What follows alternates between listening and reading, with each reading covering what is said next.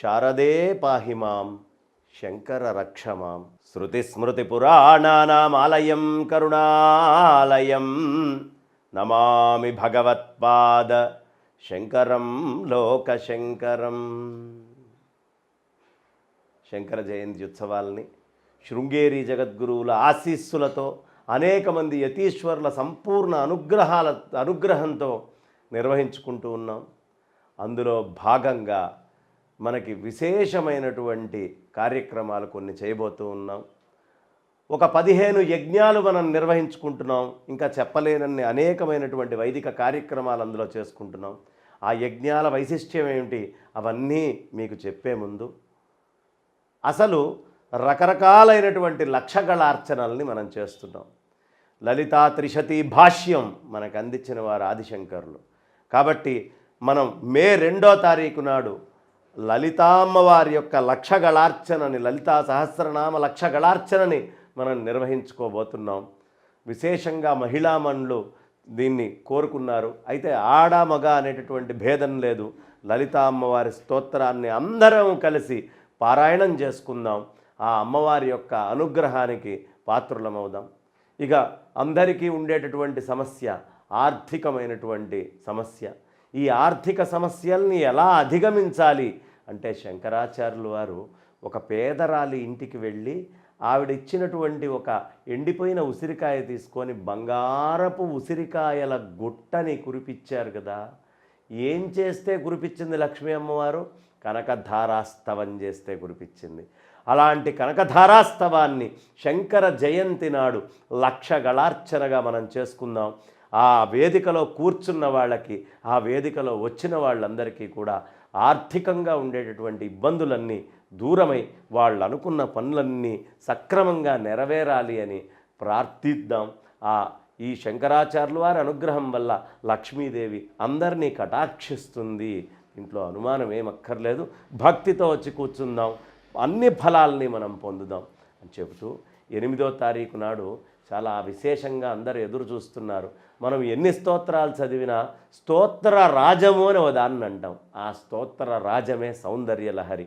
ఆదిశంకర భగవత్పాదాచార్యుల వారు కైలాసానికి వెళ్ళి అమ్మ అనుగ్రహంతో తీసుకొని నందీశ్వరుడితోటి కుమ్ములాడి 40 శ్లోకాల పైపెచ్చు 41 దాకా తీసుకొని వచ్చి మిగతా అంతా ఆయన కూర్చొని తపస్సుతో దర్శించి మనకు అందించినటువంటి సౌందర్యలహరి లక్షగళార్చన ఆదివారం 8వ తారీఖు నాడు మనం చక్కగా చేసుకోబోతూ ఉన్నాం.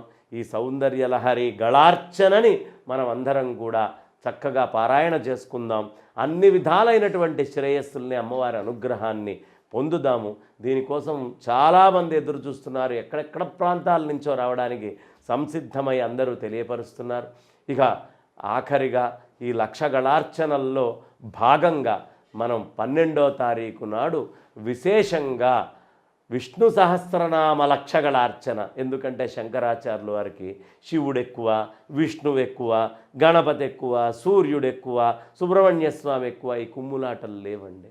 అందరినీ సమానంగా ఆరాధన చేయండి, అందరినీ సమానంగా ఆదరించండి అని చెప్తారు. వైదిక ధర్మమునందు చెప్పబడినటువంటి ఏ దేవతనైనా సమదృష్టితోటి అర్చించండి అని శంకర భగవత్పాదాచార్యులు వారు మనందరికీ సెలవిచ్చి ఉన్నారు. కాబట్టి శివకేశవ అభేదమైన తత్వం మంది కాబట్టి శివుడికి చేసేటటువంటిది సోమవారం నాడు శివపుత్రుడైనటువంటి ఆ గణపతిని ఆరాధన చేస్తూనే చివరికి విష్ణుమూర్తితోటి మనం ముగిద్దాం. కాబట్టి చక్కగా విష్ణు సహస్రనామ లక్షగళార్చనని మనం చేసుకోబోతూ ఉన్నాం. 12వ తారీఖు నాడు మహాపూర్ణాహుతి. ఈ 15 యాగాల మహాపూర్ణాహుతి అయ్యాక మరి 4 లక్షలు వచ్చినాయి కదండి. శంకరాచార్యుల వారు పుట్టినటువంటిది పంచమి కాబట్టి 5వ లక్ష ఏదైనా ఉండాలి కదా. ఆ 5వ లక్ష ఏమిటయ్యా అంటే 1,00,000 రుద్రాక్షల్ని తీసుకొని వచ్చి మా పాండురంగారావు గారు చక్కగా ఆ రుద్రాక్షలన్నిటినీ మనకు అందిస్తున్నారు. ఈ రుద్రాక్షలన్నిటినీ తీసుకొని మనం ఆ అద్భుతమైనటువంటి ఆ పరమేశ్వరుడి యొక్క రూపాన్ని రుద్రాక్షలతోటి చేసుకొని అక్కడ రుద్రాక్షల్ని వేస్తూ ఆ స్వామివారికి మహన్యాసపూర్వక ఏకాదశ రుద్రాభిషేకంతో 1,00,000 రుద్రాక్షల అభిషేకం చేసుకుందాం. మనమందరము కూడా ఆ రుద్రాక్షల్ని ఒక్కొక్క దాన్ని ఉదయాన్నే మనందరికీ మహామృత్యుంజయ హోమము ఇవన్నీ జరిగి ఉంటాయి. ఈ మహామృత్యుంజయ హోమం జరిగినటువంటి నాడే మనం ఈ రుద్రాక్షలకి చక్కగా ఇలా అర్చన అభిషేకం అన్నీ చేసుకొని ఆ రుద్రాక్ష ఒక్కొక్కటి మన ఇంట్లో తీసుకొని వెళ్ళి పెట్టుకుందాం. శివానుగ్రహానికి పాత్రులమవుదాం. అపమృత్యు బాధల నుంచి దూరం ఉందాం. ఆరోగ్య సమస్యల నుంచి చక్కగా మనం పటిష్టంగా ఉందాం. అనారోగ్యాన్ని మొత్తాన్ని దూరం చేసుకుందాం.